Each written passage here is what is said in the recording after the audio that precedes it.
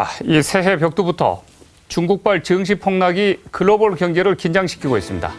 어제 상하이발 블랙 먼데이로 인해서 중국 증시가 6.8% 폭락하면서 아시아 증시는 물론이고 유럽과 미국의 증시까지 동반 하락했습니다. 중국의 증시 폭락은 국내 금융시장에 직접적인 영향을 미칩니다.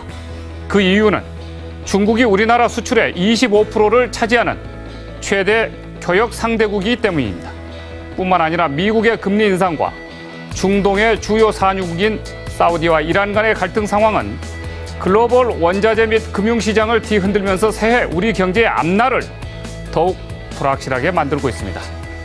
크리스틴 리가르드 국제통화기금 총재는 신흥국 기업들이 미국의 금리 인상 직격탄을 맞을 것이며 통화 가치 하락까지 겹치면 신흥국 기업들의 도미노 디폴트 가능성을 배제하기 어렵다, 이렇게 경고했습니다. 이런 상황에서 미국의 금리 인상은 우리나라로부터 자금 이탈을 유발할 가능성이 있고 국내 시장 금리를 끌어올려서 가계의 이자 부담을 가중시킬 가능성이 높습니다. 이는 곧 가계부채 상황이 더욱 악화되면서 깡통 계좌가 속출할 수 있다는 의미입니다. 지난 15일 미국 재무부 금융조사국이 발간한 2015년 금융안정성 보고서에 따르면 기업의 부채 비율이 국내 총 생산 대비 100%를 넘는 나라는 딱 4나라였습니다. 4나라. 한국, 중국, 칠레, 태국뿐이었습니다. 기업 부채가 계속 증가하면 정부의 영향을 받고 있는 은행이 기업과 산업의 파산을 숨기기 위해서 좀비기업이나 좀비산업을 조장하고 자본이 부실기업과 부실산업에 머무르게 됩니다. 그렇게 되면 경제 성장을 저해할 수 있습니다. 21세기 세계화의 확산은 국제 금융시장의 상호 의존성을 급격히 강화시켰고 이는 1997년 IMF 위기 때보다 훨씬 더 빠르고 치명적인 위기가 우리에게 닥칠 수 있음을 경고하고 있습니다.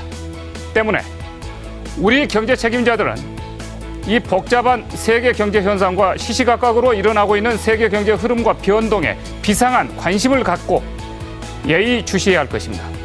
그런데 이런 비상한 시점에 국회가 민생경제법을 외면하고 경제 안정에 대한 대책까지 외면한 채 계파 간의 공천 밥그릇 싸움에만 매몰돼서 이런 상황을 보고 있는 국민들이 무슨 생각을 하고 있을까라고 생각하면 기가 찹니다. 정치가 국민들의 삶을 편하게 하기는커녕 나라를 망치는 망국적인 행위를 하고 있다고 분통 터뜨리고 있는 국민들이 얼마나 많겠습니까? 정치권은 하루속히 노동개혁과 경제활성화 법안 통과에 박차를 가하고 공천에도 경제 문제에 대한 비전을 제시할 수 있는 능력 있는 전문가를 충원해야 할 것입니다. 정부도 세계 경제 동향을 예의주시하면서 수시로 대통령이 주재하는 경제대책회의를 열어서 발빠르게 대응하고 4대 부문 공공개혁과 부실기업들의 구조조정을 하루빨리 단행해 나가야 할 것입니다. 그 길만이 제2의 IMF를 예방하고 우리 경제가 미래의 대한 강국 통일 한국을 담보할 수 있는 길입니다. 창성민의 시사탱크, 저는 내일 이 시간에 다시 찾아뵙겠습니다. 시청해 주신 여러분 대단히 고맙습니다.